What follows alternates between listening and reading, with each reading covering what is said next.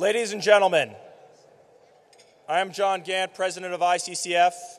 Welcome to the International Conservation Gala. This year our theme is Oceans, in celebration of our new Oceans Caucus Foundation. For the past 6 years, ICCF has been the leader in promoting U.S. political and financial leadership in conservation and natural resource management globally. Working as a secretariat for the U.S. Congressional International Conservation Caucus, and with our partners in the NGO and corporate sectors, we have had some great successes. The Oceans Caucus Foundation will follow this similar model, utilizing a bipartisan, pro-development, market-oriented approach to confront the challenges of the ocean, which are essential to our very livelihoods and our economic well-being. I would very much like to thank His Serene Highness, Prince Albert of Monaco II, for his continued support of the ICCF and our new Oceans program. I would particularly like to thank our Gala Co-Chairs here tonight, Secretary Kempthorne and Secretary Babbitt, our dinner co-chairs, Luciana and Robert Duvall, and a special thanks to Roger and Vicki Sant and Sandra Whitehouse for all their confidence and support. Now I'd like to welcome our Masters of Ceremony. First, the founding ICC Co-Chairmen, as well as the Chairman of the Board of ICCF, John Tanner, and his colleague, former Member of Congress, and member of the Board of Advisors for ICCF, Rick Lazio. So Rick and John. Thank you very much. Thank you very much, John. And welcome to all of you. What a great room. It's our great pleasure to welcome you to ICCF's U.S. Congressional International Conservation Oceans Gala. I'm Rick Lazio, and I'm honored to serve as MC this evening with my friend and colleague and ICC founding co-chair, John Tanner. It's my great pleasure to turn it over to John. Thank you, Rick. Where's our,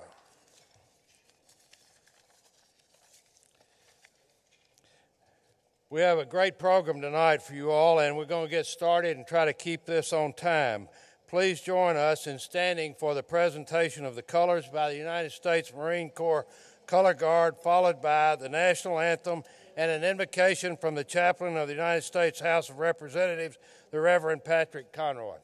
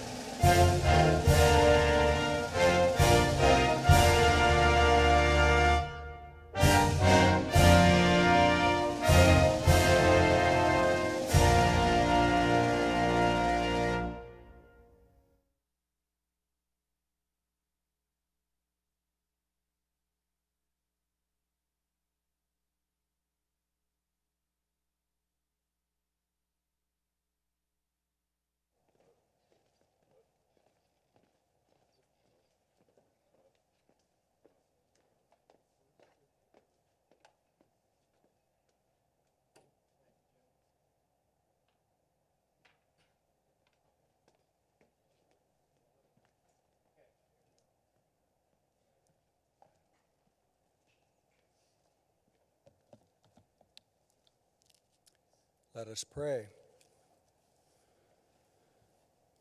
God of all creation, we give you thanks for the wonder of your creation and for this opportunity to come together to break bread. We recognize our shared need to be sustained in our lives and to be nourished.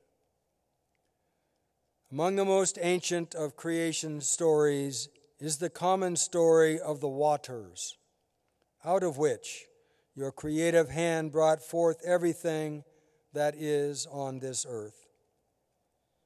Equally understood was that all of your creation was good, and that we have been given the responsibility of stewarding your creation. We thank you that you have honored us by calling us to engage in the great work of conserving the earth and its oceans, seas, and waterways. Nothing continues in existence that is not held in the palm of your hand, and no living thing, we are certain, can continue to exist on this earth without water. Help us to care for this greatest of resources. We thank you for this time we have here together. Help us always to be grateful for your wondrous bounty. Never let us take for granted the gift that is your creation. In your holy name we pray. Amen.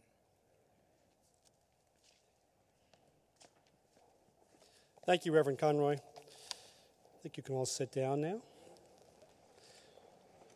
To tell you what a thrill it is to be here as a kid who grew up 5 minutes from the Atlantic Ocean, it must be a thrill also for you, John, a former U.S. Navy vet. I guess not former, you're always a vet. Now I'm pleased to welcome the chairman of this gala, the former Secretaries of the Interior, Bruce Babbitt and Dirk Kempthorne. Bruce is a native Arizonian who served his state as governor for 9 years and as Attorney General for 3 years before being nominated by President Clinton as Secretary of the Interior in 1993.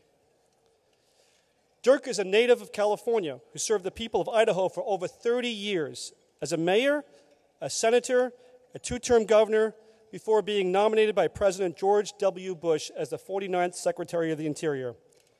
Please join me in welcoming former Secretaries of the Interior, Bruce Babbitt and Dirk Kempthorne. Rick and John, thank you very much. I'm honored to partner up with Secretary Babbitt to be here with Secretary Salazar. This is a tremendous occasion. You have heads of state. You have leaders of government. You have dynamic, progressive leaders of corporations. We are here tonight to recognize our nature, our ocean. All of us realize that in America, the abundance that we have in our natural resources, the needs to protect the abundance of our resources, but to do it with market-based conservatism. I thought in my 2 minutes that I would share with you just two images. One is, when I was secretary, I had the honor and pleasure of accompanying First Lady Laura Bush when she went to Midway Island. It is part of what you can consider the American Galapagos. When it was established, Papahanaumoku Akea, which was established by President Bush, National Monument. When you think about an island such as Midway Island, it is absolutely beautiful. The different colors of the water, and you walk along the sandy beaches. But I brought something, and you may not be able to see this. These are just some of the things that I picked up on the beaches at Midway Island. It's little toys that are plastic. It's the tops from plastic bottles. It's cigarette lighters. These are things that people just not realizing when it falls out of a car into a gutter and the rains come and they take it into the system. It goes into the river, goes into the oceans, and becomes part of the gyre out in the oceans. We really can't even recognize how large the debris is. It's swirling around out there. We saw the sadness, too, that on Midway Island, where the albatross bear their young, that the adults would skim along the surface thinking that they were gathering nutritious squid. Instead, it was plastic. They would then bring it back to the chicks thinking they were passing on nutrition, but unfortunately, that was not the case. We all have a responsibility and a role, and part of that is education. The other image that I would leave with you is a program that I've been very supportive of called Rivers of Recovery. It's a program for wounded warriors. It's a program that takes these wounded warriors when they have returned out into nature, out into the open air, the fresh air, and the waters. It teaches them how to fly fish, to enjoy the outdoors. And there is now absolute scientific evidence of the fact that going out there into nature is healing. It heals the wounded warriors. We all know the healing power of nature. We acknowledge that. May we all continue in a progressive fashion, Republican, Democrat, people from throughout the world, to recognize that, but to do our part in helping to heal nature as well. God bless you for the cause. You said it all. You said it all. Good evening. My fellow Secretary Kempthorne has said it all, so I'll say it again. Seriously, the oceans are a special challenge. Our oceans are really the last frontier. The oceans are the last resource frontier. The oceans are the last frontier for science and understanding. And the oceans are the last chance for us to get it right in terms of management. Now, we know the oceans are a global commons and that we're going to need to invent new ways of looking at how we come to grips with this global commons. It's obviously an international challenge. It's also, of course, a challenge that begins at home. And that's the reason that this evening, this beginning, and the sponsorship of the International Congressional Caucus Foundation is so important. Because I believe that in these complex, less than enlightened times in our national political dialogue, perhaps beginning with Oceans, this caucus, these members of Congress, in the course of beginning to meet this challenge, we can create some new space for bipartisan cooperation to meet this challenge, and in the course, perhaps strike a spark that can improve in many, many ways our national journey. I congratulate you all. Thank you for your attendance.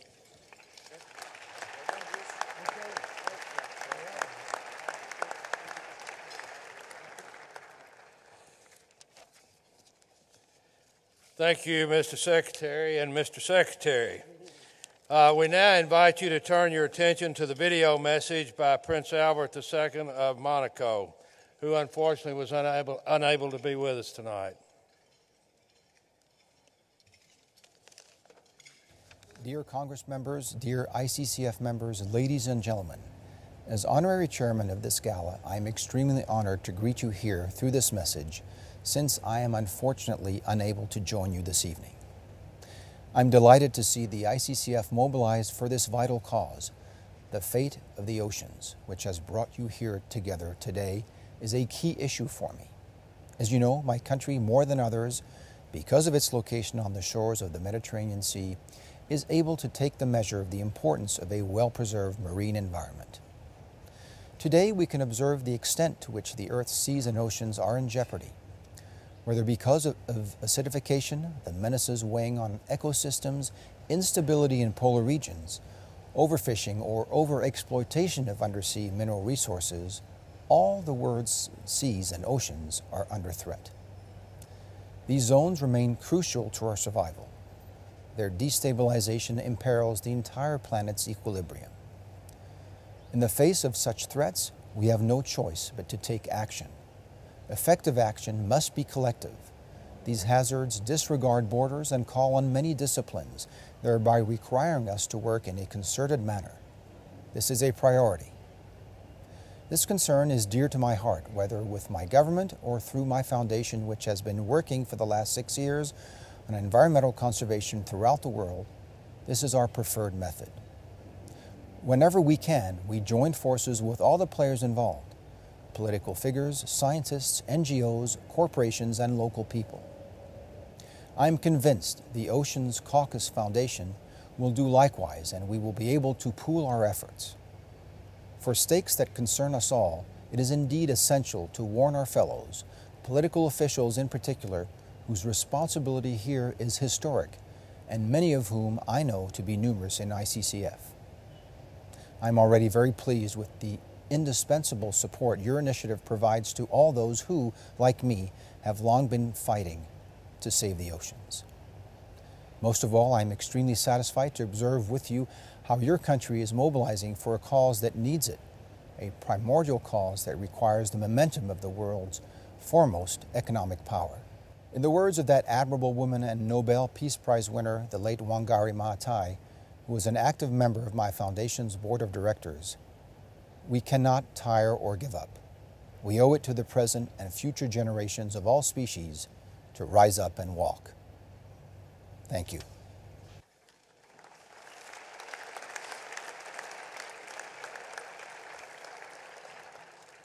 Ladies and gentlemen, we'd like to welcome the 50th Secretary of the United States Department of the Interior, confirmed in 2009 in a unanimous vote by the United States Senate. Prior to his confirmation, he served as Colorado's Attorney General between 1999 and 2004, and as its 35th Senator between 2005 and 2009. Please welcome Secretary of the Interior, Ken Salazar.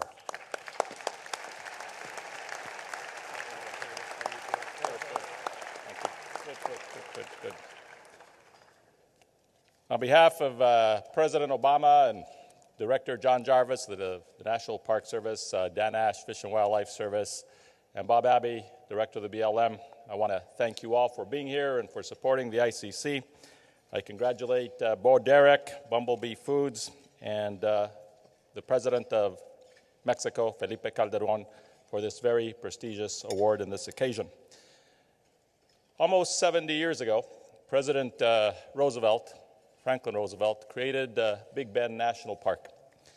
And in the signing ceremony for that great event that conserved one of the greatest national icons in this country, President Roosevelt said the following: "I do not believe that this undertaking in the Big Bend will be complete until the entire park area on both sides of the Rio Grande forms one great international park." Well, I want to say just a special word tonight about one of the recipients, President Calderón from Mexico. His administration, working with his great secretary, Juan Elvira, and Secretary Espinosa, and so many members of his cabinet, have really taught us about the importance of conservation without borders. Because through his leadership, yes, we are proud of the great work that we have done to create a new transboundary agreement in the Gulf of Mexico that will allow oil and gas development to move forward. And we're proud of the water sharing agreements that we've made on the Colorado River and that we're working on the Rio Grande River. But it's a binational conservation area that will bring together both the northern part of the Mexican side on the Rio Bravo and the southern side to create what will be nearly a 3 million acre binational conservation area.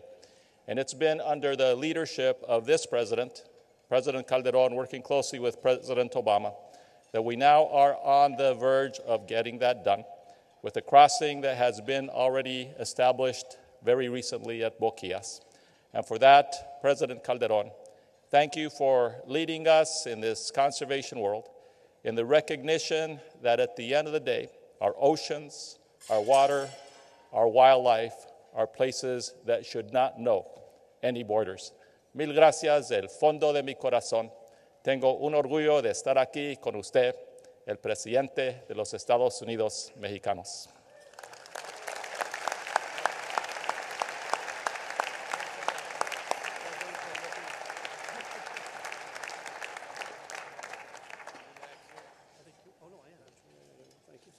going to, Tom Udall, isn't it? Yeah.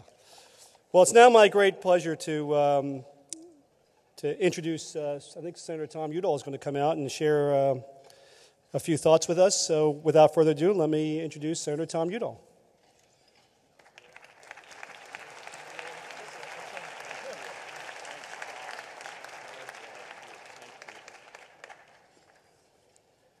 You know, when we started this, John Tanner, about 8 years ago, when members of Congress, and there were just 4 of us, we had Clay Shaw, and we had Ed Royce, and Harold Rogers later, and John and I.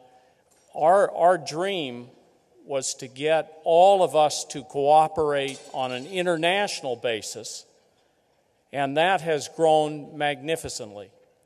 And it was always my belief that if, as Democrats and Republicans, in a bipartisan way, we could do it right internationally, we could quit throwing rocks at each other domestically and come back here and get some things done. And you can see the theme. Please clap. I think that we got to give encouragement to that idea, right, John? Give encouragement to the and I really think we're starting to do that. The International Conservation Caucus was founded on the conviction that the United States has a solemn obligation to protect natural resources for this and future generations.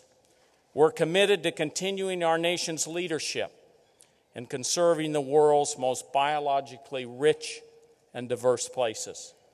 The ICC has grown to include, from the 8 and the 4, has grown to include 1/3 of the members of Congress. It's engaged, it's bipartisan, and it's achieved many great successes. And before I introduce the movie, I can't help but say a word about my colleague, Senator Sheldon Whitehouse, who, when he saw that we had the International Conservation Caucus, he chided us and pushed us, and he said, we better have an Oceans Caucus too. And I think his wife Sandra, who's a marine biologist, had a little bit to do with that. So thank you, Sheldon, and I know you're going to hear from Sheldon in a little bit. At this time, I'm pleased to introduce a new ICCF film on oceans conservation. The International Conservation Caucus Foundation would like to thank Sewell Productions, its producer, Grandy Chandler, its participants, and the National Geographic Society for its footage. Thank you.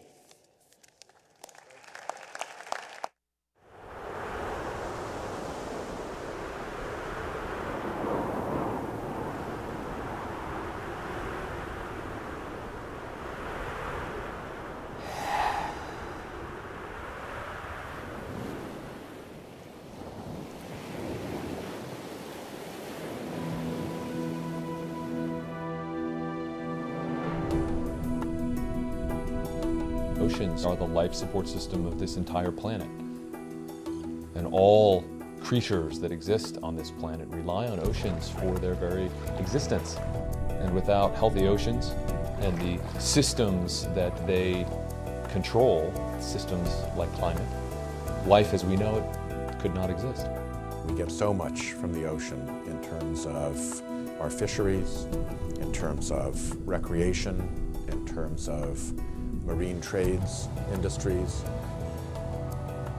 And our maritime industry is vital to growing our economy. It creates good, well-paying jobs that lead to careers right here in the United States.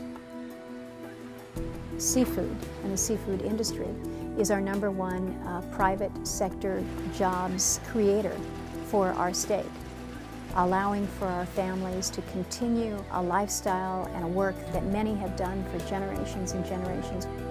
Fisheries provide a primary, or in some cases, their only source of protein for upwards of 1 billion people around the world today.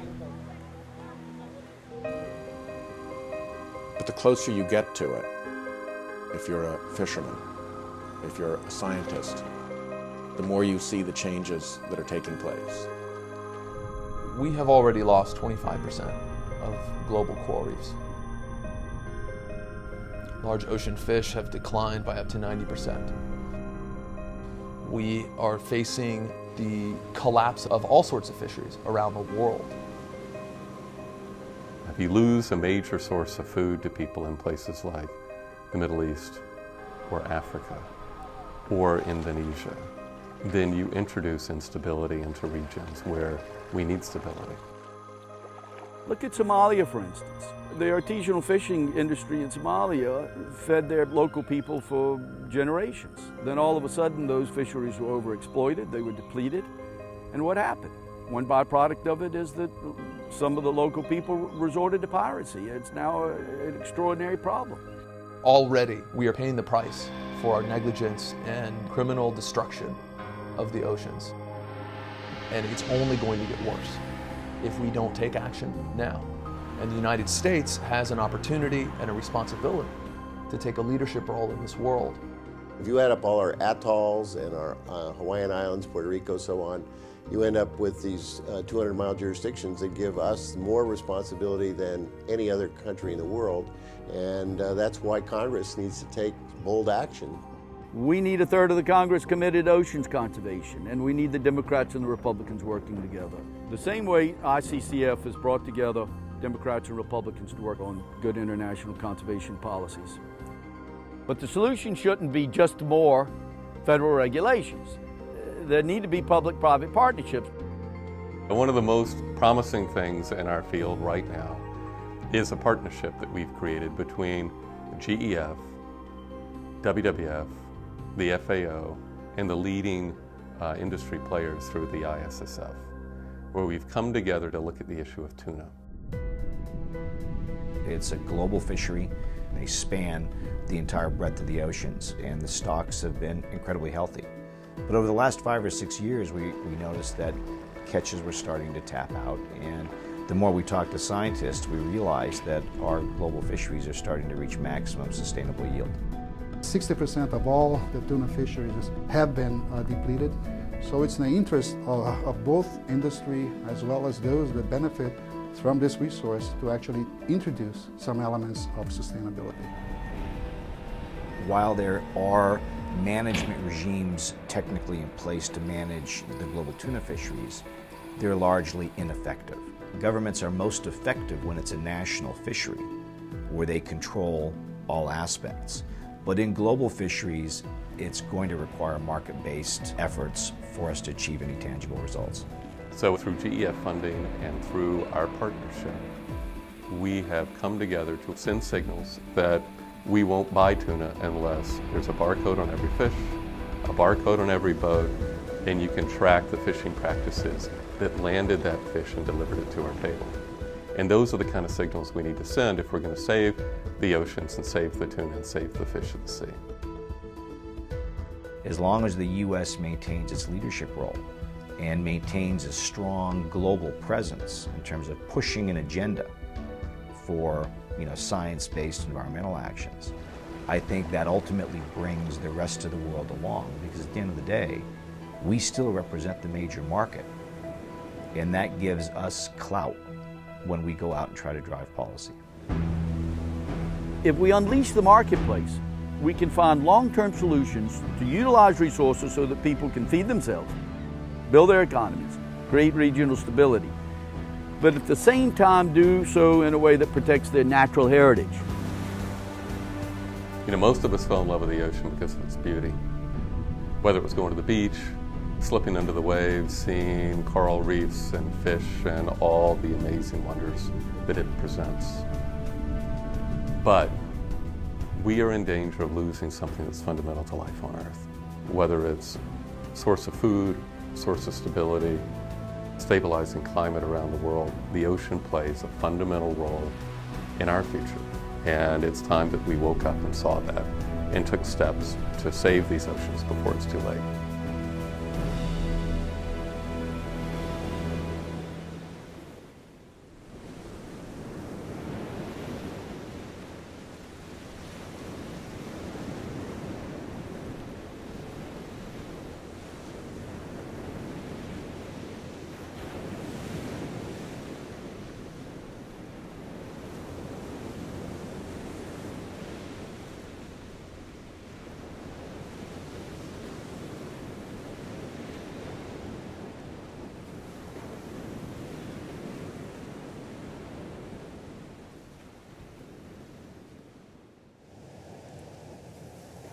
Well, that was beautifully done, wasn't it?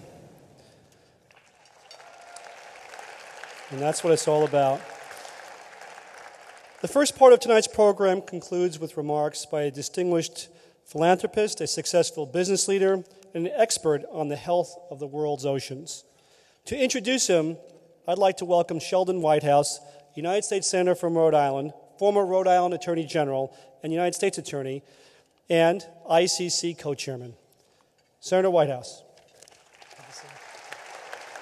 Thank you, Rick. It is such an honor to be here tonight to dedicate ourselves to our oceans. I want to express my particular appreciation to my colleague and co-chair Tom Udall and his wife Jill, who are here.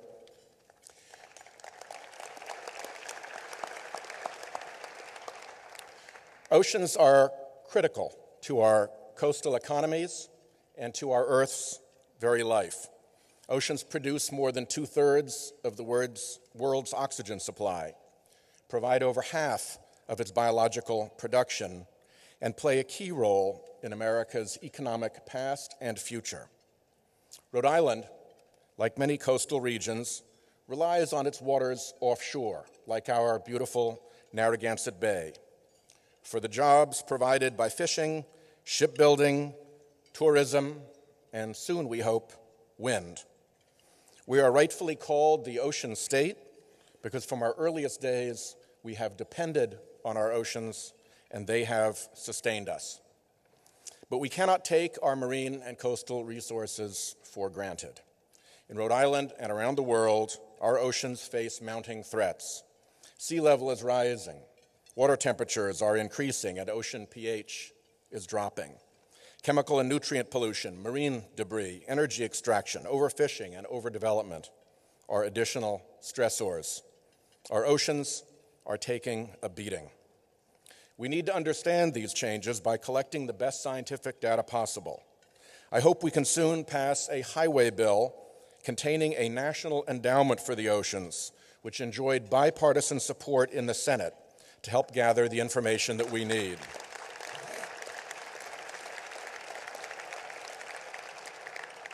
We also need to raise awareness, each one of us, in the halls of Congress and beyond, about the perils facing our oceans.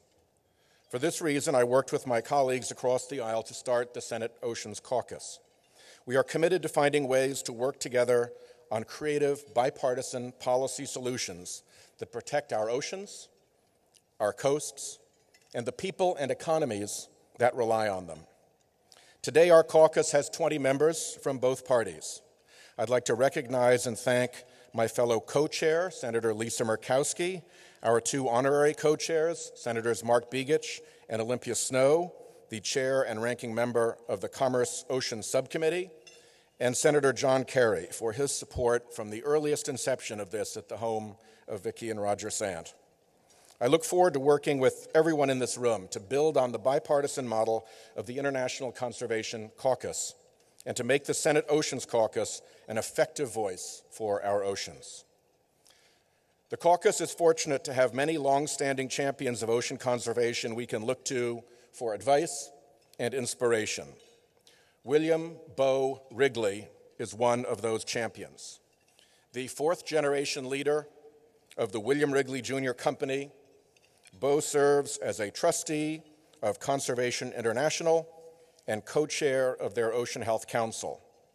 He devotes a great deal of his time to working with scientists around the world to promote research, awareness, and preservation of oceans.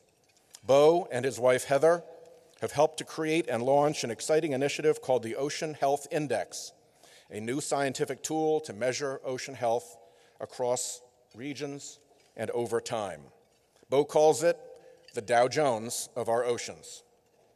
This innovative project will track the complex interdependence between humankind and the oceans to provide the scientific and policy-making communities with the clearest picture yet of our changing seas. We applaud this bold work on behalf of our oceans and our planet. Please join me in welcoming Bo Wrigley.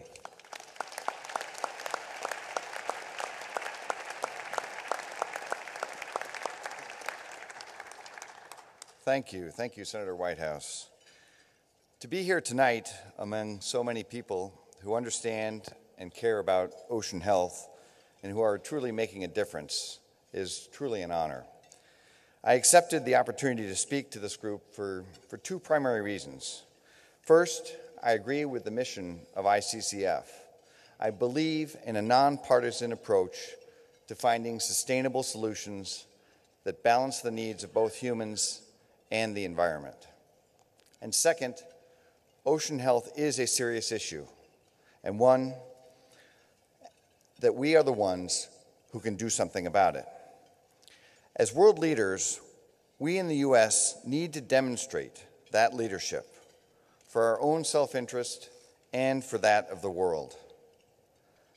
Not only does the U.S. have an important stake in the sound management of oceans, but considering we have the greatest exclusive economic zone in the world, we actually benefit more from the oceans than any other country. So I speak to you tonight not as a business leader, nor as a conservationist, not even as the free market capitalist that I am. I'm here because I'm deeply concerned about our future. I'm concerned about a future where resource scarcity and competitive disputes over food, fishing rights, and territorial borders could lead to civil unrest and political instability, and very well threaten U.S. economic and national security. And what's alarming is that we've already lost so much. Our oceans have been in decline for quite some time. So let's start with some facts. The oceans provide an enormous range of benefits to mankind. But tonight, due to time constraints, I will focus on a few basics: food security and livelihoods. 1 billion people depend on fish as their main source of animal protein. That's 1 out of every 7 people worldwide.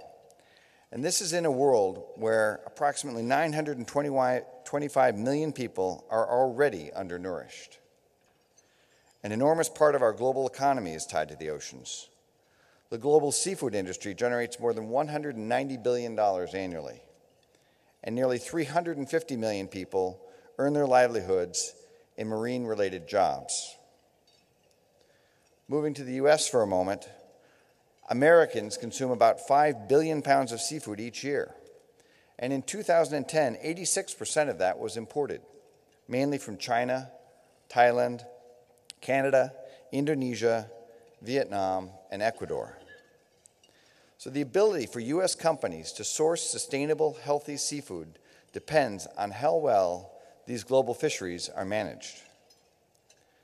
More than 2.5 million jobs in the U.S. are marine-related, and the ocean economy contributes $246 billion per year to the U.S. GDP. So on a global and national level, oceans are vital to our survival. Yet they're being threatened in a variety of ways, as you just saw and heard in the movie. Overfishing, habitat destruction, pollution, and the loss of biodiversity are all endangering the life of our oceans. The number of fish species collapsing as a result of overfishing has increased exponentially in the last 50 years. About 84% of monitored marine stocks are now either fully exploited, overexploited, or even depleted. Illegal and unregulated fishing, which accounts for up to 1/4 of the fish caught each year, is responsible for much of this collapse, creating a competitive disadvantage and loss of economic value for law-abiding nations and companies. Unregulated pollution also contributes to the demise of the oceans. If the status quo prevails, the prognosis is grim. And if you add to that the growing population and what is an issue of concern now could become a global catastrophe. Every year we will need to feed 80 million more people, and by the year 2050 there will be approximately 9 billion people on Earth. And given that much of this growth will occur among developing countries with increasing consumption rates, it is estimated that we will need 2 times the food, 2 times the water, and 2 times the energy by 2050. Which brings me to the direct connection between ocean management and U.S. economic and national security. In his book, World on the Edge, Lester Brown argues that historically, food shortages and hunger often precipitated the collapse of civilizations. The loss of natural resources puts stress on fragile governments and leads to potential civil unrest, political instability, mass migration, and the radicalization of threatened societies. As you heard earlier, and as we've seen in Somalia, when political unrest is combined with food shortages and the loss of livelihoods, impoverished coastal dwellers can turn to illegal and violent activities. So how do we avoid this crisis of increasing demand yet declining ocean health? We need to find the solutions. Well, one way of ensuring that we make a difference and help other countries to do the same is smarter, more effective management of our natural resources. The challenge is we've never had consensus on what defines ocean health and no common way to measure it. And we all know that if you can't measure it, you can't manage it. Unlike past attempts, so a group of us have been working over the last year and a half to solve this issue. And the result is the Ocean Health Index. OHI is a tool to track the health of the world's oceans and the implications for human well-being. The process has been nonpartisan, objective, and collaborative, involving a team of 65 ocean experts from around the world, as well as the leading ocean organizations and research institutes that you see listed here. Now, unlike past attempts, the goal is not a pristine, untouched ocean. OHI measures country by country the ability of marine ecosystems to thrive and to support human livelihoods. Of course, what really matters is what we do about these scores. So the objective is to provide a catalyst for action so that countries, policymakers, scientists, and individuals have the information we need to make informed decisions about sustainable ocean health solutions. We will launch the Ocean Health Index along with an extensive, data-rich website in the next couple of months. And as you can imagine, it is critical that we collaborate with other world organizations and countries to make sure there is acceptance to both the process and the policies that will be put into place to address these issues. The World Bank has expressed interest in using OHI as a tool to help countries sustain their growing economies and populations. And countries like China, where establishing a secure food supply is already an issue, are getting behind this and are very interested in using OHI as a tool to help plan for the future. In fact, today, senior Chinese officials and scientists met with OHI researchers to discuss how best to use this tool in China. Of course, with so many countries represented here tonight who are leading the way with sustainable ocean policies, we welcome the opportunity to work with you as well, to use OHI to underscore the importance of your marine initiatives and garner support for further action. In addition to OHI as a tool and catalyst for action, there are a number of promising solutions to ocean management, but we need to do more. We simply must do more. So in a challenging economic environment that we all face, what should our priorities be? Well, here at home, we need a clear, nonpartisan strategy for how we as a country will manage our interests in the oceans, and one that effectively addresses issues at both the national and state level. Another point is the Convention on the Law of the Sea, which has been supported by every administration since Reagan, following some initial changes. In addition to being supported by the Department of Defense and industry groups such as the U.S. Chamber of Commerce, it is critical to our national security and our economic interests. It protects our sovereign rights to our oceans and their natural resources, and it ensures our participation in key ocean decisions and policies. There are 160 other nations who have joined the convention. It is worthy of our support.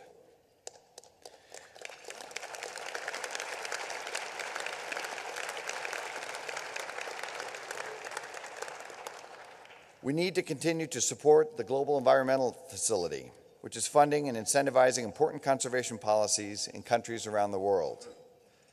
We need sustainable fishing policies so that we have a reliable fish supply for future generations.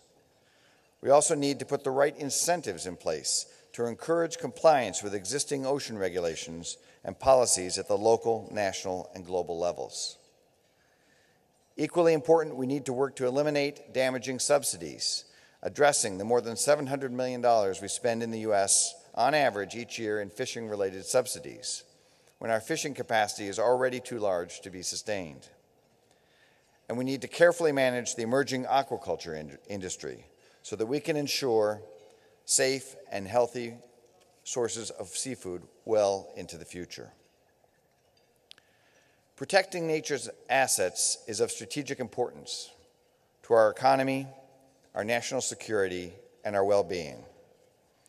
It's an issue that crosses party lines and merits unified support. Investing in sound ocean management is an investment in both the economic and national security of the U.S. and our people. And events like tonight and the work that all of you have done on behalf of ocean conservation is securing a better future for our planet. Thank you for your time and commitment to this issue. Congratulations to the award winners, and enjoy the rest of the evening. Thank you very much.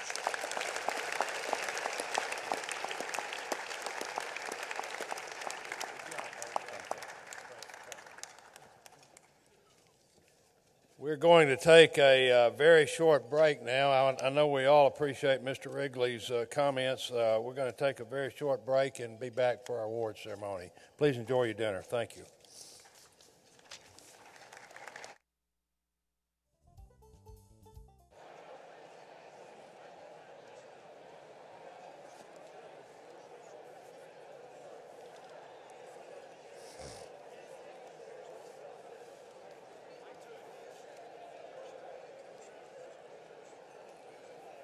May I ask that you all take your seats so we can resume our program and get to the award ceremony, as well as hear from three distinguished speakers. There I am.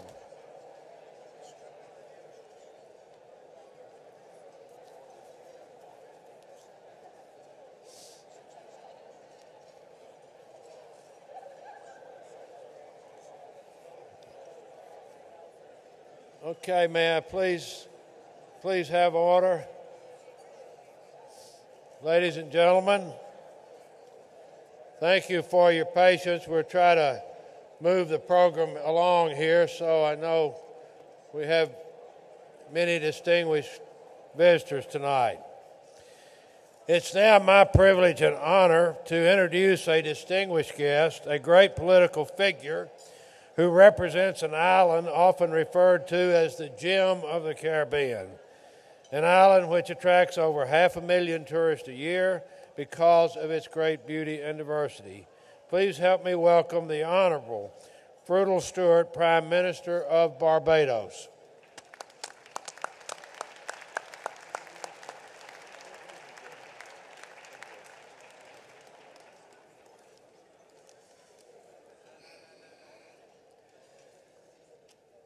Distinguished guests, as the leader of a small island developing state, Barbados, I am pleased for this opportunity to address you this evening.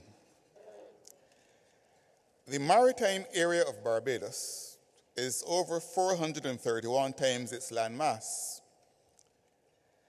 Expressed in other terms, Barbados is approximately 2.5 times the size of Washington, D.C., with an exclusive economic zone equivalent to the area of Washington State, the 18th largest state of the United States of America. Therefore, sustainability in a small island developing state context cannot be addressed without a special and priority focus on the marine environment, or what we now call the blue economy. The survival of the Earth-ocean system is crucial. I share the emerging consensus among the international scientific community that through the combined effect of anthropogenic stressors, we are at high risk of causing Earth's next significant extinction event in the oceans. In spite of this prognosis and the alarming reality of an ever-narrowing window of opportunity for corrective action, scientists remain optimistic that these impacts and challenges can be mitigated through concerted and urgent measures supported by an improved understanding and recognition of the role of oceans and coasts. Now is the moment for action. Existing oceans-related sustainable development commitments, including those agreed at the First Earth Summit 2 decades ago, capture well what needs to be done. However, the decline in marine ecosystems continues, and this is largely due to states, industries, communities, and livelihoods being structured around unsustainable approaches to the management and use of marine resources. In most instances, this is a direct result of issues such as lack of finance, capacity, and information, as well as a perceived conflict between environmental protection and economic development imperatives. In my capacity as a member of the high-level panel on global sustainability set up by the United Nations Secretary General Ban Ki-moon, I champion the perspective that it is essential that any new vision for the global sustainability encompasses the blue economy, including the conservation and sustainable management of marine and ocean resources. This would enable developing countries to enjoy a greater share of the benefits derived from those resources.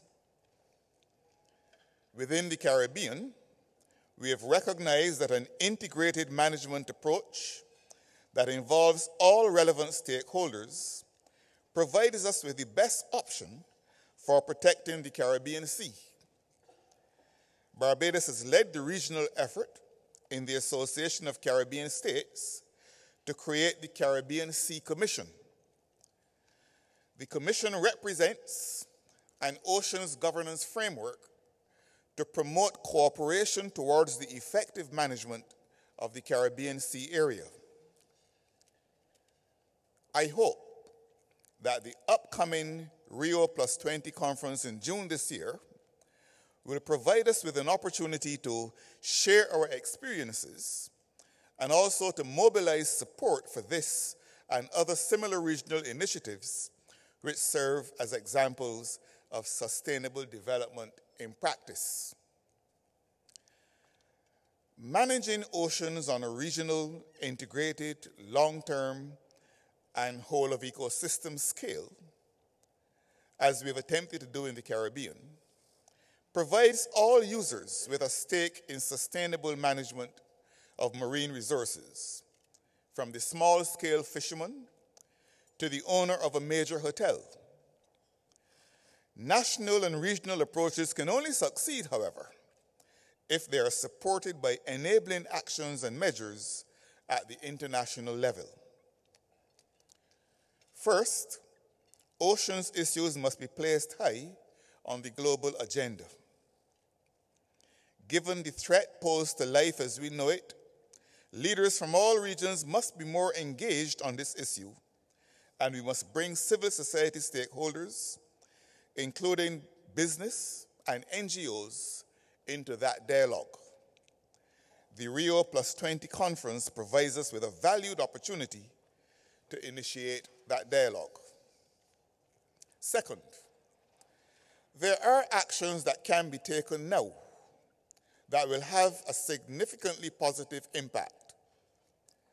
There's broad international consensus on a range of short-term, high-impact actions, such as carefully reviewing the capacity of global fishing fleets, phasing out harmful fishing subsidies, and eliminating illegal, unregistered, and unreported fishing, and expanding the global network of marine protected areas to conserve biodiversity.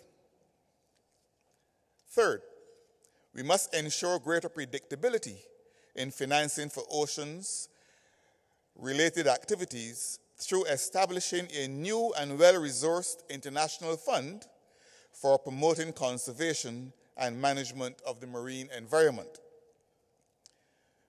We will have little hope of saving the oceans and the islands if greenhouse emissions continue to rise.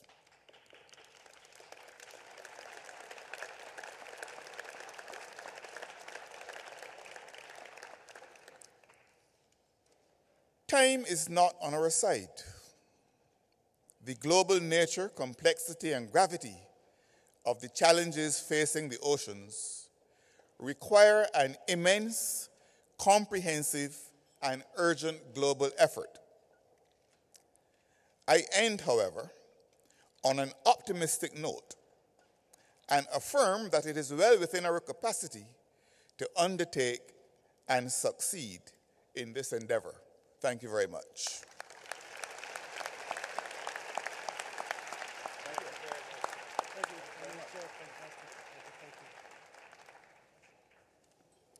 Thank you, Prime Minister, for your thoughtful remarks, and we are honored by your presence tonight.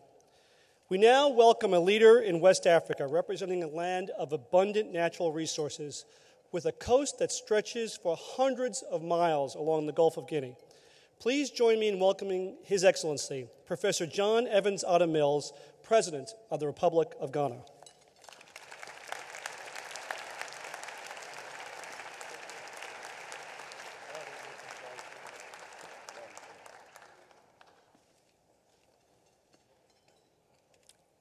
Members of the ICCF, distinguished ladies and gentlemen, the decision by ICCF to concentrate on ocean conservation could not have been more appropriate. Distinguished ladies and gentlemen, there's no gainsaying the fact that our existence as human beings is seriously intertwined with the existence of the ocean. Indeed, if you look at our everyday lives, we depend almost exclusively on the ocean for jobs, for world economy, for human livelihood, and for medicine. Thousands of jobs are created by the ocean and ocean-related activities, fishing, the creation, and then other activities. About 1 in 4 people in the world depend on fishing for their protein needs. There are also a lot of money that is made from the fishing industry. In the case of Ghana, and I believe almost all African countries, the situation is the same. Fishing is one area where a lot of our people are employed. The other benefits also accrue to us. However, one serious problem that we face as a continent is a rapidly depleting fish stocks through artisanal and industrial fishing. We have a case in Ghana, for example, where our coastal villages are being deserted. And once prosperous villages will find only old ladies and young people. Many of these fishermen travel to neighboring countries where sometimes they are the cause of violence and strife because the locals see them as going to impose themselves on some very scarce resources.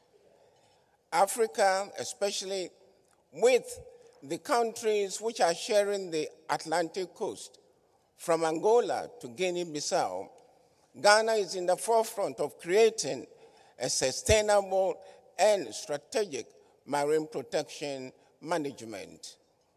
We are doing this through this regional organization, which wants to protect human lives through the assessing and mitigation of ecosystem pollution, sustain the living marine resources for human use, and also redress the loss of biodiversity, among others. We have made some progress. In Ghana, we have the Ministry of Science, Environment, and Technology. We have come to realize that it is in our interest to make sure that we deal with the issue of environment, because it's affecting us in all other areas. We welcome this meeting and want to advise that environmental education is a sine qua non. It should not only be formal, but it should be informal to cover those who are used to the old ways of doing things and find it difficult to adapt. If our generation has failed in waking up to environmental education, the current and future environment and current and future generations should have environmental education edged on their psyche. We also believe that it is also time for action. Very often, enforceability or enforcement is our biggest problem. We are threatened by environmental degradation, and the beautiful gift that God gave us is rapidly going out of use. It is time for us, especially as leaders, to lead the crusade against environmental degradation. Otherwise, when the last marine species dies, the last human being will also die. Thank you.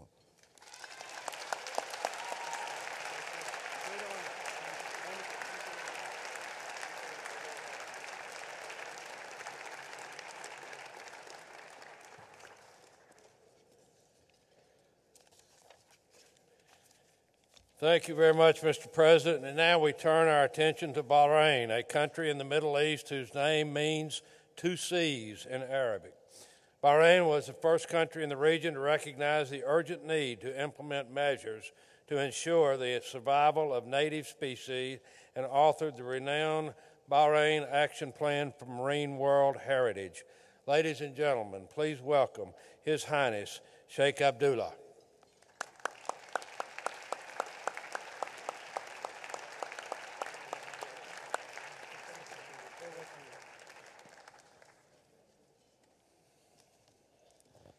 This afternoon I had tea with David Barron, and he said that don't worry about your speech, you'll shine. I didn't know he meant it literally. Your Excellencies, ladies and gentlemen, the momentum we have established globally towards enhancing our environmental conservation efforts is unprecedented. With regret, this is matched by the rapid degradation we have collectively wrought in this particularly fragile and interconnected ecosystem. As an archipelago state, near wholly dependent on the vast network of waterways, oceans, and seas that recognize no borders, there are few countries as uniquely placed as Bahrain, a country whose people have depended on the sea for over 5,000 years. To put this into perspective, the Arabian Gulf, a vast protected bay we call our home, also serves a dual and highly important purpose of being a primary port of call for much of the world's east to west trade. Over 65% of vessels passing through the region on an annual basis are tankers, and over 50% of global energy resources in the form of oil and gas pass through our waterways. Of those energy resources, we have estimated that between the years 2000 to 2009 alone, an average of 178,000 tons of oil have been spilled. This has a severe impact on our rich and highly sensitive environment, which is home to dugong, turtles, mangroves, coral reefs, and a host of other interconnected marine habitats. The primary challenge ahead of us is the question of how to best meet the demands of our expanding populations while maintaining the health of our marine ecosystem. We believe this can be best achieved by firmly embedding a policy of conservation directly within our long-term development goals in a fashion that emphasizes participatory approaches and is built around a core understanding of the underlying drivers that have contributed to the current state of affairs. As a snapshot of some of our domestic efforts in our recently developed National Economic Strategy for 2030, we dedicated entire chapters to marine environment considerations in order to ensure this would be elevated to a national policy level. Up to date, the government has designated 5 marine protected areas and is actively engaged in working with our neighbors to designate transboundary regionally protected zones. Furthermore, as part of our ongoing efforts to rehabilitate commercially impacted fish stocks, large-scale industrial fishing has been banned, artificial reefs have been deployed, and bred juvenile fish are regularly released. Additionally, we have offered support for a host of international efforts, which includes working with our regional partners under the umbrella of the Kuwait Regional Convention for Cooperation on the Protection of the Marine Environment from Pollution. And however, though, more can be done. The current rate of degradation to the marine ecosystem is alarming and could represent a huge threat to all mankind very soon. One, of course, which can only be confronted with a greater sustained effort domestically, regionally, and of course internationally. And for that reason, I'm honored to participate here with you today. Your Excellencies, ladies and gentlemen, this year's gala has a special importance as it marks the launching of the Oceans Caucus Foundation, and may we take this opportunity to congratulate ICCF for this achievement. Indeed, we highly acknowledge ICCF for their noble objectives and for their valuable efforts in raising the profile of marine conservation on the international agenda. The Kingdom of Bahrain is proud to be a member in the Conservation Council of Nations, and we really look forward to strengthening our partnership with ICCF as well as other nations for the benefit of our planet. Thank you very much.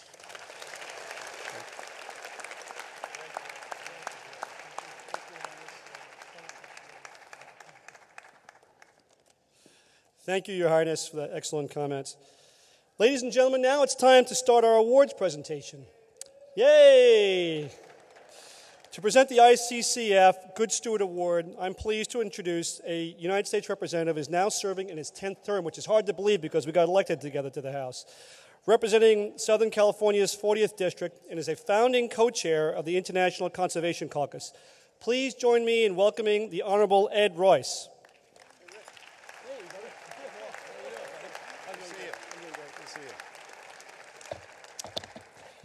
Hello, I'm Congressman Ed Royce. Some years ago, when we passed the Congo Basin Forest Partnership, a bill which I wrote with another member of Congress here, we wanted to form some type of institution that would bring together all of the stakeholders, and most importantly, that would set up sort of an ongoing effort by members of Congress, a caucus that would make certain that that law was enforced, that those vast national parks that have been set up for Africa across those 6 countries would in fact be maintained as sustainable national parks. And what I want to share with you is over the years, of course, once we began that organization, we found as the membership was growing, and today, by the way, it's 160 members strong, that the coral reefs became a concern, and eventually the well-being of the ocean itself.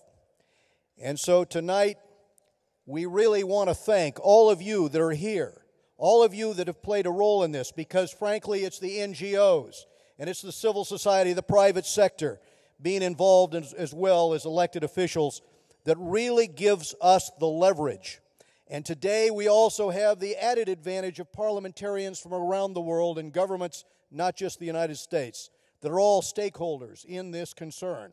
And one of the things we want to do, of course, is to recognize some out there who have really shown leadership and been able to rally people to this cause.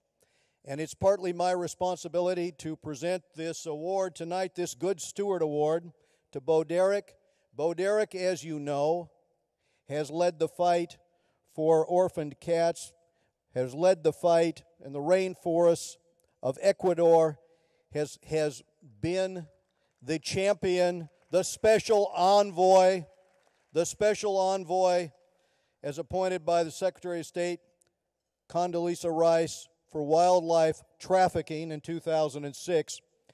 But she's also recognized, not only here in the United States, but she's a worldwide recognized figure in this fight. So we know what she's done, you know, for veterans in the United States, for the USO, but we need to recognize tonight that stewardship, that leadership on so many fronts that have allowed us to rally so many behind these important policies. I'm going to, at this time, for her outstanding leadership, for her advocacy of conservation, I'd like to present this Good Stewardship Award.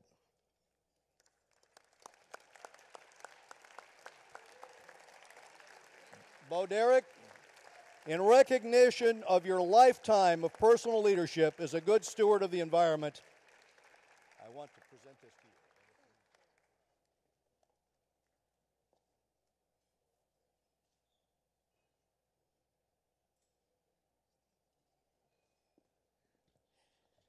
Thank you, Congressman Royce, and thank you very much to the ICCF for this award. I really want to thank a few people who are responsible, really, for me receiving this award.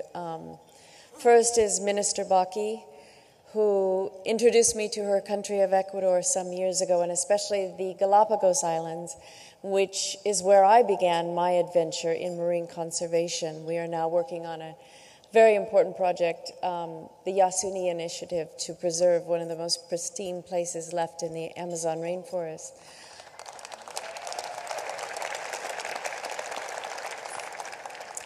And Claudia McMurray is here. She actually was the one who swore me in at the State Department.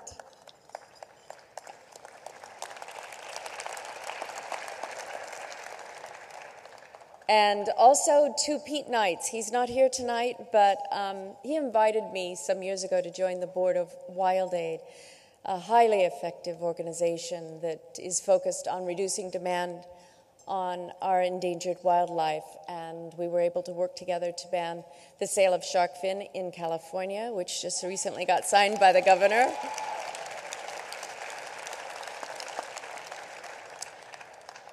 And circumstances in my life, notably just being in a movie, put me in a unique position to provide some help and support to people I admire so much and do all the hard work in conservation issues. So on their behalf, I'm very happy to accept this award. Thank you.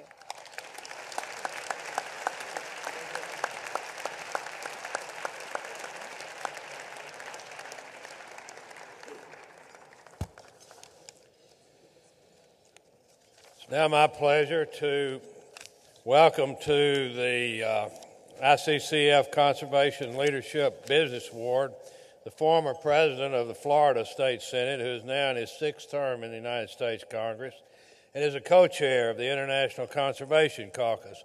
Ladies and gentlemen, the Honorable Andrew Crenshaw. Andrew.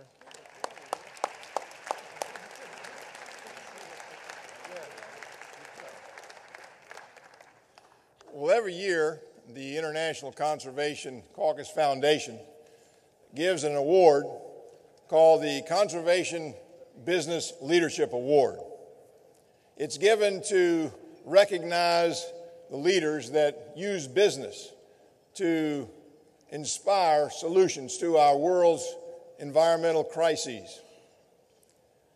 This year, we honor Bumblebee Foods with the award. Bumblebee Foods initiated an incredible, unprecedented initiative to bring together all the companies involved in fishing, bring them together to work for sustainability and to pursue solutions to our ocean's problems. They did that this year, you saw in the film, as they created the International Seafood Conservation Foundation, a partnership between the seafood industry along with the World Wildlife Fund to be funded in part by the Global Environment Facility. And their goal is to pursue ocean solutions using private market principles. And so let me read the presentation the ICCF Conservation Leadership in Business Award presented to Bumblebee Foods in recognition of outstanding environmental commitment and leadership in sustainable fisheries, April 24th, 2012, Washington, D.C. And to receive this award on behalf of Bumblebee is their president and CEO, Chris Leshevsky. Chris.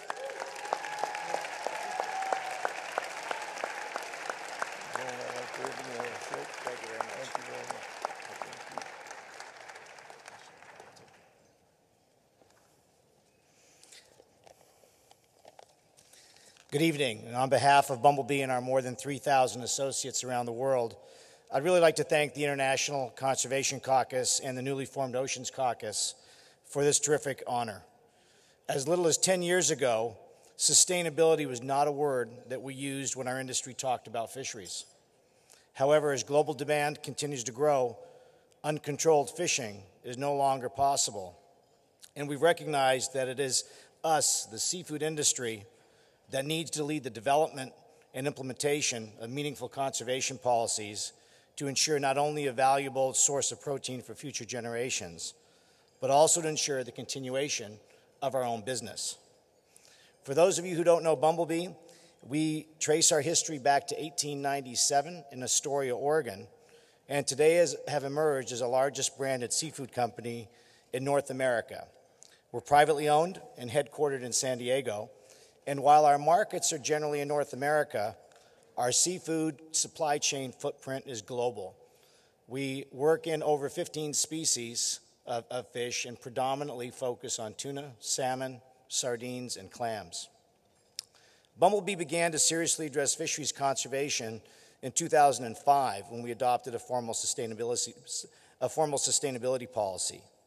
And again, it's a policy that really looks at global fisheries in a light of what the current management and scientific measures are. We're fortunate that many of the fisheries we're in, including salmon, sardines, and clams, are U.S. fisheries or Canadian fisheries where we have the benefit of management practices by the U.S. NOAA and Department of Fisheries and Oceans Canada, which do an excellent job in managing our fisheries. However, when we looked at tuna, the challenge was much greater. There are 5 major species of tuna with catches of about 4.4 million tons, and that represents about 5% of global wild capture fisheries. But tuna is a highly migratory fish, and so being a fish with no country, there's 5 regional fishery management organizations, or RFMOs, that have been established to manage the tuna stocks. The RFMOs are comprised of a combination of distant water fishing nations, basically US, Korea, Japan, China, as well as coastal nations, which in many cases are developing nations that control many of the fisheries. Each RFMO has an independent science organization that has some of the best science in the world. And the RFMO science organizations provide conservation measures for the RFMOs to consider. And unfortunately, this is where the process breaks down, as conservation measures must be adopted unanimously by organizations that include anywhere from 17 to 27 member nations. And by the time conservation measures are adopted, they've generally been watered down to a point where they're no longer effective. Based on the lack of progress at the RFMO level, Bumblebee became a founding member of the organization you've heard about called the International Seafood Sustainability Foundation. It's the first organization of its kind, as it represents a partnership between industry, the environmental community, and specifically we work with World Wildlife Fund, and some of the world's leading fisheries scientists. In 3 short years, we've increased our membership to where we now represent over 75% of the shelf-stable canned tuna business. ICCF's mission is to undertake science-based initiatives for the long-term sustainability of the tuna stocks. And the strategy and focuses of ICCF addresses the major sustainability challenges facing global tuna fisheries through applied science, advocacy, and direct action.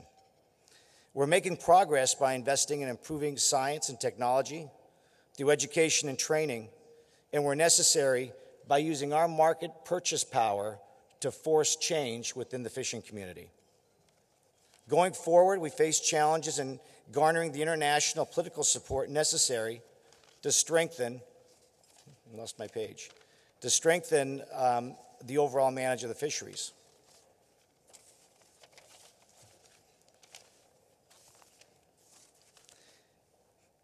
The issue with a lot of the policies that we have today is, while we hear tremendous support from government organizations, we've had a hard time in many of the international treaties that are in front of actually obtaining the international support to get such treaties and policies approved, including here within our U.S. government.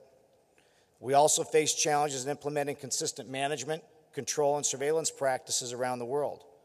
And this is where we need the help of all of you in this room, as without government and industry support, we will have a difficult time enforcing improved fishing practices.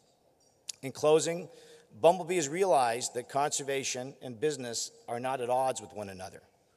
By aggressively working towards sustainable fisheries, we're not only doing something good for the world, we're also ensuring the future of our business. That makes it easy to do the right thing.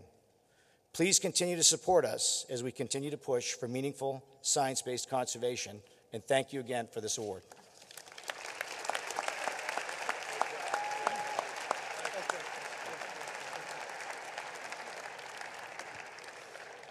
Thank you, Chris, and congratulations. Now it's my pleasure to introduce an individual who should need no introduction because there's quite the buzz about him these days. If you watch TV, you have heard the name Rob Portman. He began his career in public service in the White House counsel's office, served in the United States Congress, where he represented Ohio's 2nd Congressional District. He was the author of the Tropical Forest Act that has protected over 60 million acres of forests worldwide.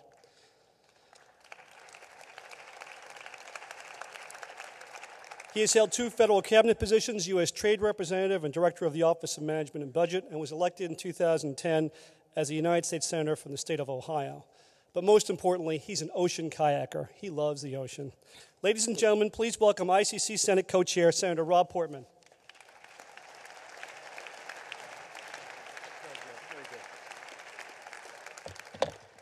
Rick, thank you. You never know what a good friend of yours is going to say about you. It's dangerous.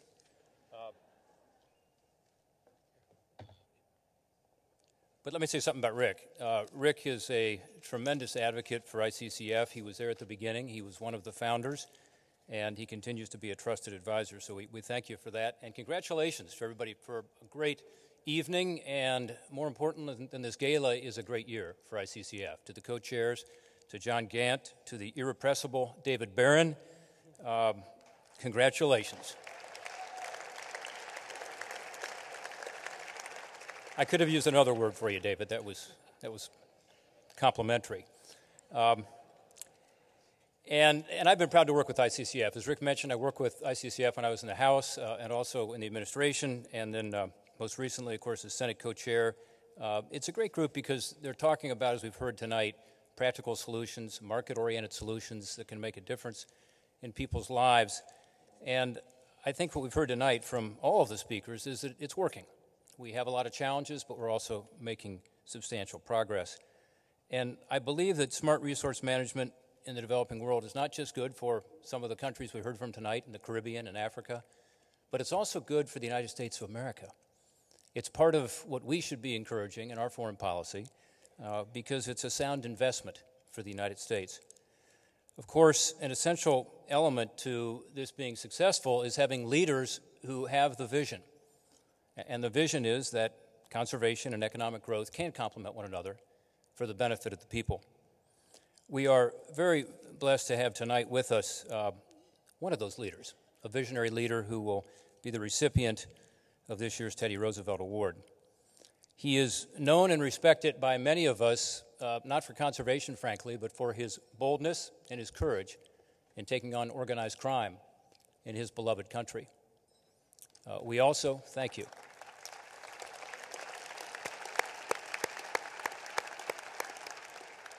We also know him as someone who has helped to usher in a very strong economy for Mexico, coming off of a difficult time period and coming out of the global downturn. He has helped Mexico to get back on its feet.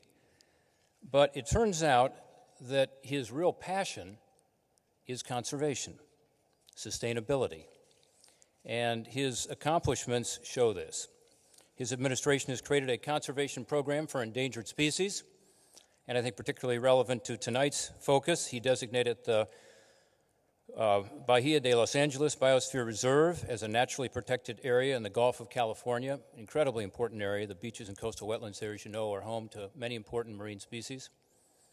He has also, as Secretary Salazar mentioned earlier tonight, been a critical part of getting the Mexican government and U.S. government to work together to partner in a cooperative action for conservation in this huge Big Bend, Rio Bravo area.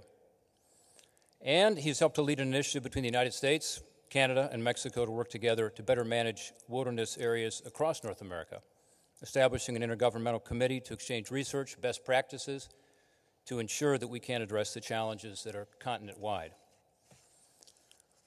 Un hombre apasionado con la conservación del medio ambiente.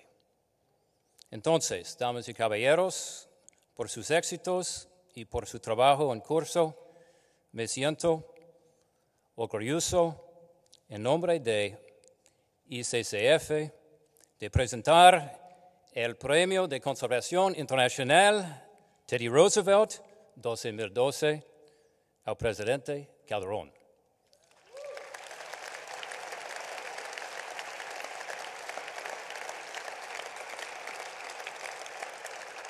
Now,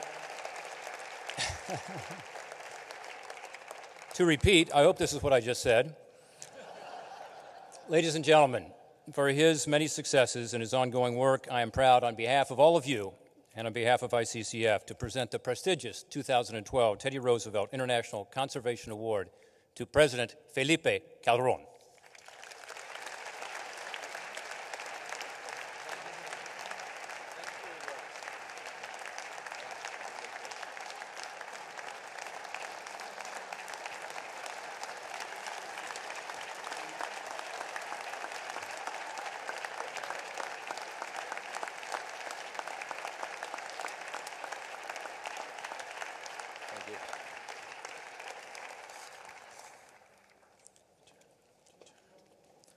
Thank you.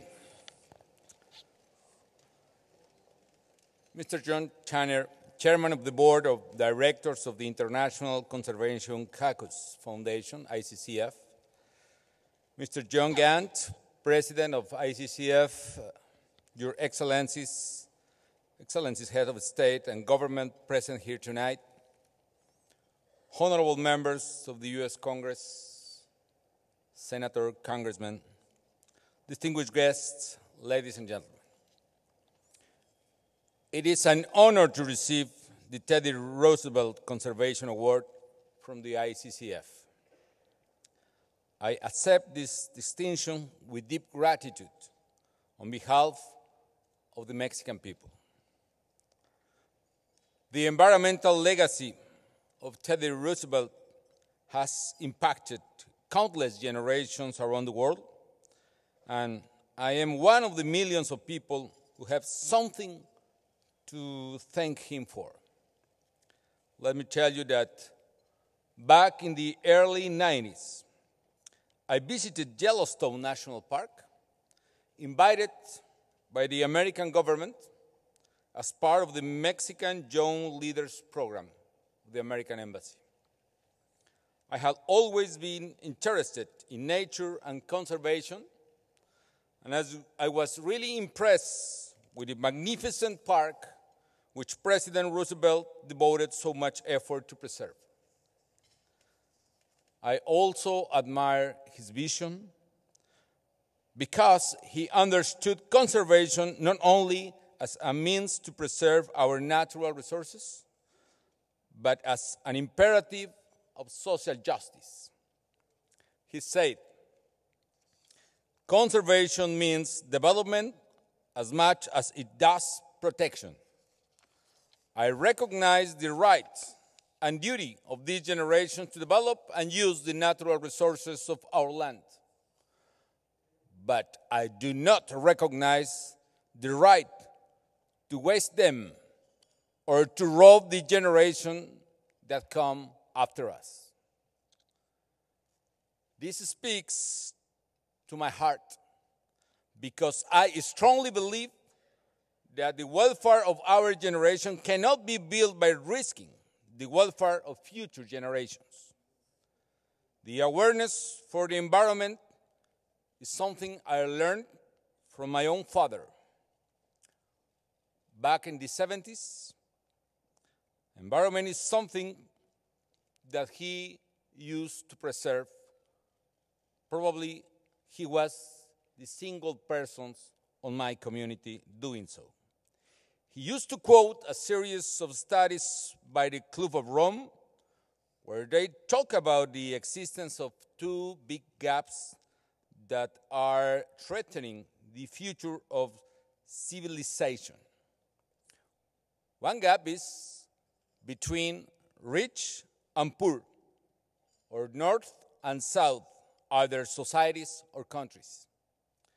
And the other gap is between man and nature. Those two gaps, the Club of Rome and my own father said, had to be closed simultaneously, and I could not agree more. The notion of sustainable human development is at the core of the development strategy followed by my government. Actually, the official National Development Program in Mexico has this name, Sustainable Human Development. And it is very positive that we have found the same level of commitment in our American counterparts. Tonight, I am glad to share with you a remarkable example of bilateral cooperation between Mexico and the United States, the Big Bend Rio Bravo Initiative.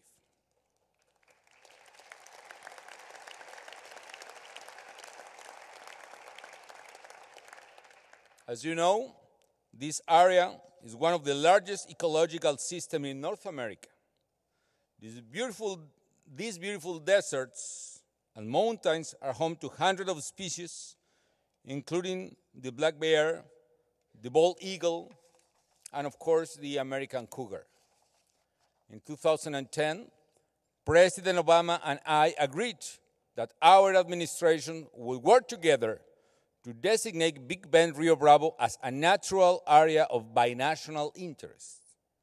We are close to completing this initiative, a long-held dream for many people, including President Roosevelt. And we will continue to work together for the conservation of our common natural wealth, because protecting the environment is a task that knows no borders. In Mexico, we are committed to preserving our natural resources despite the challenges and problems we have ahead. For instance, federal natural protected areas cover nearly 63 million acres, almost 13% of our territory. And talking about oceans, and talking about boat Dirk, I must remember you that the famous 10, The Perfect Woman, was filmed in Mexican coast in Manzanillo.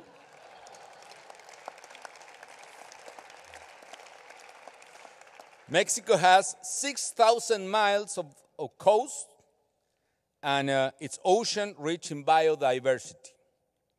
And we are working on the protection of 10% of our territorial waters, as stipulated in the Convention on Biological Diversity. We are really proud that the gray whales, for instance, they go to Mexico coming from the North Pole every single winter to mate in Mexican coast and to give birth to their calves in Mexican waters. So they travel every single year, thousands of them, with no papers, by the way. And now they are recovering in Mexico, and we are really proud about that. I'm very supportive about this idea of the Ocean Health Index. I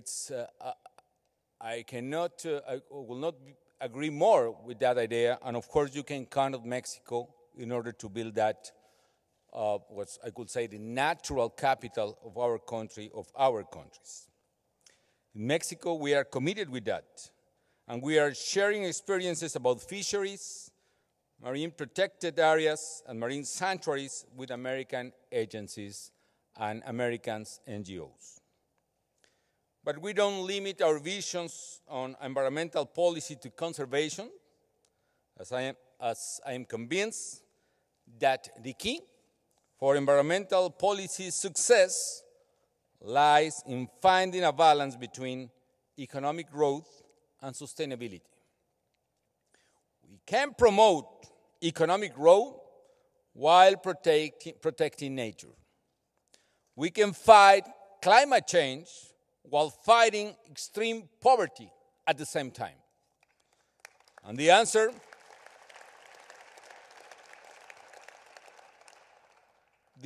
in order to break this false dilemma between growth and environment, between fighting poverty or fighting climate change, the answer of that is the green economy.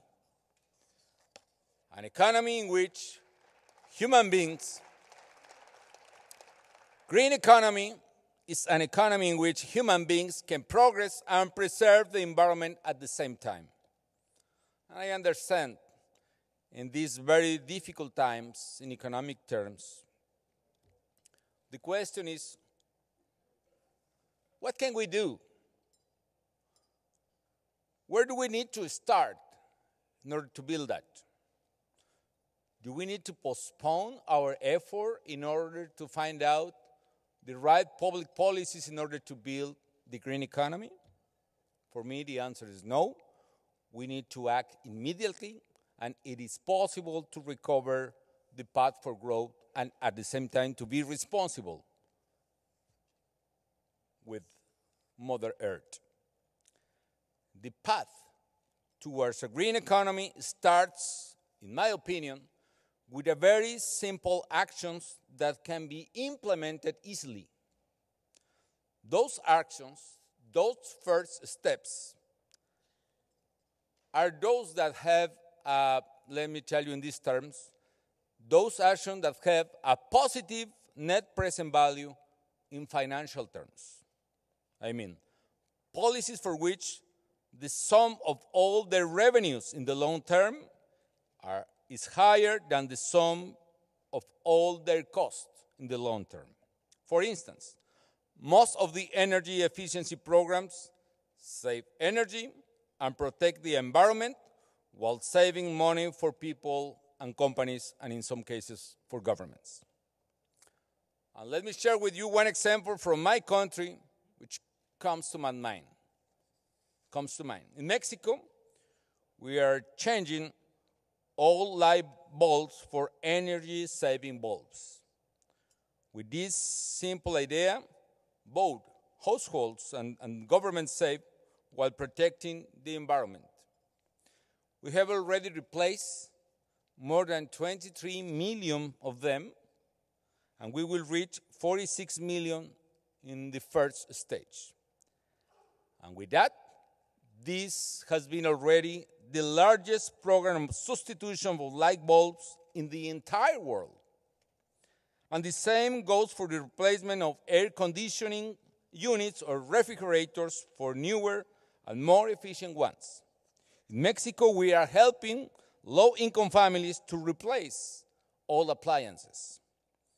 And I usually tell the story of this program. Originally, the program was called Program to Replace Home Appliances with More Efficient Ones. So that was a very boring and a very long and unattractive name. So I say to the Secretary of Energy in Mexico that we need to change the name of the program. And let me explain how we did it. So in Mexico, women refer to their husbands as mi viejo, or my old one. So we decided to name the program trade your old one in for a new one. So cambia tu viejo por uno nuevo. And that name made the program very popular. Unfortunately, some women were disappointed when they found out we were actually talking about home appliances. But until now, almost 2 million appliances had been substituted, and we are saving 2/3 in the consumption of energy of the old ones. So these measures, another important question is that this kind of measure, in particular this, also generate new jobs in the manufacturing sector and economic growth. In particular, we started this program in the middle of the crisis of 2009. As you can imagine, the domestic demand in the United States went down, so Mexican export to American market went down as well. But in order to preserve the jobs of the workers of that industry, we started to support this change your old one for a new one, or trade your old one in for a new one. And in that way, we preserve thousands of jobs in that industry in Mexico. So it is possible to preserve the environment or to help to reduce carbon emission and at the same time to promote economic growth while reducing this. So that exactly is the green economy in action. Another program we have put in place is called green mortgages. And in that sense, we provide affordable credits with special benefits to low-income workers and families, so they can buy a house with environmentally friendly technology. In this way, families save as they pay lower interest rates, and also because their electricity, gas, and water bills are lower than before. So the government also saves a lot, and we all contribute to saving planet. In Mexico, more than 500,000 green mortgages are providing every single year through this specific program for workers in the country. More than 500,000 houses a year now are affordable for workers with specific saving energy measures. That's another one. And finally, when I talk about the positive net present value, I'm not talking only in financial terms. Another kind of action with a positive net present value, social value in this case, is one by which people can preserve nature while receiving economic benefits. And let me talk about the case of the poor Mexican and indigenous families living in the forest. We have 14 million indigenous in Mexico, most of them living in forests and rainforests in the country. For centuries, they had no alternative but to destroy the forest just to survive. So today, we are paying them for the environmental services they provide to preserve forests and rainforests. Each month, we pay them a certain amount so they preserve the trees, the soil, the water sources, and the ecosystem. And this shows that, in fact, it is possible to fight poverty while fighting climate change at the same time. And this is the conviction. And this is the same conviction that led Mexico to host the COP16 meeting in 2010. We are committed to protecting the environment, and in particular to fighting climate change. That is something that cannot be achieved by a single nation, but requires the participation of all countries. And when I say all countries, I'm including the most important ones, which is the United States. That is why the agreements reached in Cancun to limit the increase in global temperatures were so important. We also agreed to more effective international finance mechanisms, such as the Green Fund, proposed by Mexico, to channel resources to mitigation and adaptation around the world. Ladies and gentlemen, Congressmen, I thank you again for this recognition. I thank you again for recognizing the efforts of the Mexican people to preserve the natural wonders of our country, our natural capital. It is encouraging to know we have your support. You can also count on Mexico to preserve our common environmental assets, honoring in this way the legacy of President Teddy Roosevelt. Thank you very much.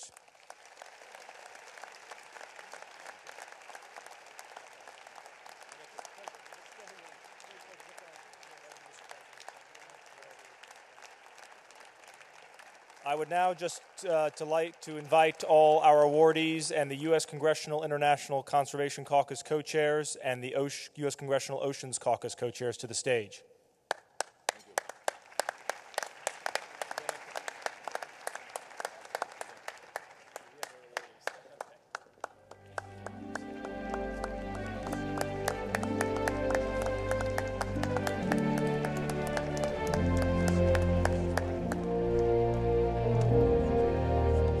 Thank you, everybody, and good night. Have a wonderful evening.